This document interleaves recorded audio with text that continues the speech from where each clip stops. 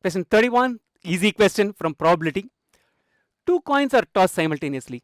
What is the probability of getting? These are the three things we'll have to answer. We'll start with the first part, but before that, let's write out all possible outcomes when two coins are tossed simultaneously.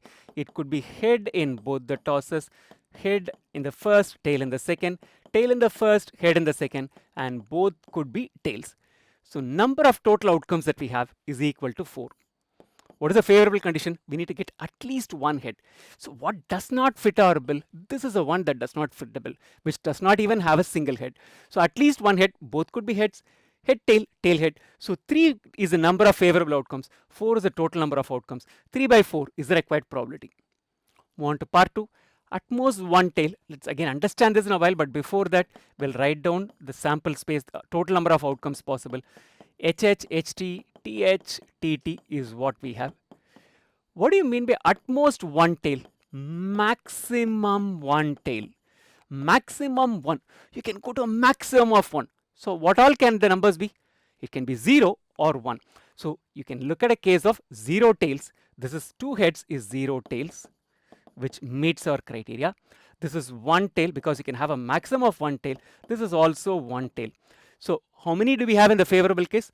0 tails, 1 tail, 1 tail. 3 is the number of outcomes which satisfy the favorable condition. Total number of outcomes are basically 4. So 3 by 4. Look at it. What did we eliminate in the last case? TT. What are we eliminating in this case also? TT. Let's read both the questions. Do they mean the same? At least one head. Essentially meaning that you cannot not have even a single head. Right? So what is not allowed? Both tails are not allowed. At most one tail, which means that you can go to a maximum of one tail, you cannot have both tails. So at least one head is the same as at most one tail. The reverse is also true. At most one head means that at least one tail. Both will have a probability of 3 by 4 when we toss two coins simultaneously. Let's look at part 3. A head and a tail. Right? This is very clear, very simple. Right? Essentially head, head, head, tail,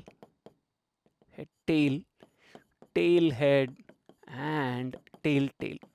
Number of total outcomes is equal to 4. You want one head and one tail. These two satisfy the condition. 2 by 4. 2 is the number of favorable outcomes. 4 is the total number of outcomes. 2 by 4 is equal to 1 by 2. That's the required probability for the third event. Before you leave, I want you to do two things. One, sign up at online.maxtute.com to get started with CBSE Class 10 Math online tuitions. It takes all of 5 minutes and less than 3 steps to get started. So get it done today. And second thing, I want you to subscribe to this channel if you already haven't and turn on notifications so that you get notified every time a new video is uploaded. And also, spread the word about this channel to your friends and classmates.